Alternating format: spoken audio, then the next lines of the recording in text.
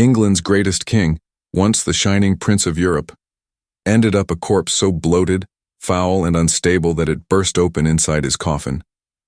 The stench of rotting flesh was so awful that hardened courtiers gagged and threw up in the royal chapel.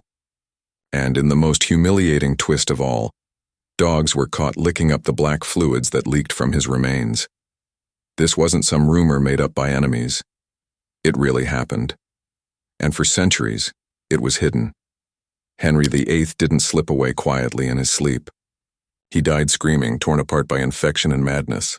Even after death, his body exploded like a rotten barrel of meat. What I'm about to share comes from long-buried physician notes, hushed-up ambassador reports, and modern forensic evidence. It changes everything you thought you knew about England's most infamous king. When Henry VIII took the throne in 1509, he looked every bit the Renaissance prince. Tall, athletic, and strikingly handsome. People compared him to King David and Alexander the Great. He wrote poetry, played music, and impressed foreign ambassadors with his brilliance. But the man who began as Europe's golden star ended his reign feared, bloated, and rotting from the inside out. And it all started with one accident. One crash on the jousting field that wrecked not only Henry's body but England's future. January 24, 1536, Greenwich Palace. Henry VIII, now 44 years old, armored in gold and steel, mounted his warhorse. Thousands gathered to see their king prove he was still England's strongest man. The lances dropped, horses thundered forward. Then disaster struck. Henry's horse fell. His 300-pound armored body smashed into the frozen ground. The king didn't move. For 2 hours he lay unconscious. 2 hours when England had no ruler. 2 hours when Anne Boleyn, already on shaky, ground and pregnant with the son she desperately hoped for, cried in fear. When Henry finally woke, he wasn't the same man anymore. That was the birth of the tyrant. Before the crash, Henry was strict but fair by the standards of his time. He had stayed loyal to his first wife, Catherine of Aragon, for 20 years. He executed fewer people than earlier kings. He valued debate and diplomacy. But after the fall, everything changed. Doctors now believe Henry suffered a serious brain injury to the frontal lobe, the part that controls personality, self-control, and empathy. Damage there can turn charm into paranoia and patience into uncontrollable rage. And that's exactly what happened. Just months later, Anne Boleyn lost her head. Not long after, his closest advisor, Thomas Cromwell, the man who pushed the Reformation itself, was also executed. Henry became wildly unpredictable, shouting one moment and weeping the next. And that was only the beginning of his nightmare. The fall also reopened an old leg wound from a previous joust. This time it never healed. Picture ulcers the size of tennis balls that never closed. Imagine pus pouring out every single day. The stench so vile even veteran doctors recoiled. Dr. Thomas Vickery, his physician, described ulcers grievous beyond measure, stinking, and incurable. Servants drained bowls of yellow pus twice a day. Bronze basins filled with infection were carried off quickly, before courtiers fainted from the smell. Henry tried everything. He strapped metal gutters to his legs, hoping pressure would force the sores shut. Instead, they cut off circulation and made things worse. He drowned himself in perfumes, rose oil, musk, anything, but nothing could hide the rot. The ulcers poisoned his blood.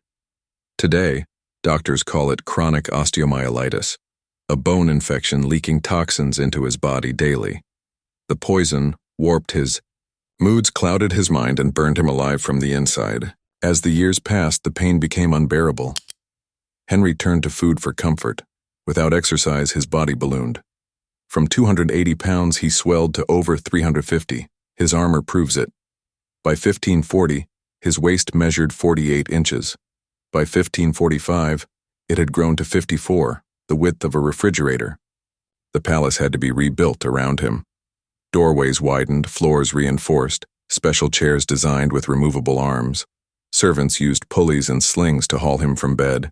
He had to be dressed lying flat, his huge limbs handled by 4 men. He was wheeled around in a chair, though hidden from public view. But the smell could not be hidden. Courtiers pressed pomanders, perfumed balls of herbs and spices to their faces. Noblewomen fainted in his presence, soldiers gagged. Imagine being so decayed your own people could barely stand near you, and Henry knew it. Deep down, he knew he was rotting alive. By the mid-1540s, Henry's mind had collapsed. He held conversations with empty air. He argued with his long-dead father about money. He called out to his mother, gone for decades. He screamed at shadows, accusing them of treason. The French ambassador recorded one terrifying scene. Henry, with servants straining to lift him, suddenly roared at an empty chair. "You dare mock me, witch! I'll take your head again." He bellowed, convinced Anne Boleyn's ghost had come to laugh at him. Servants created a secret code to survive.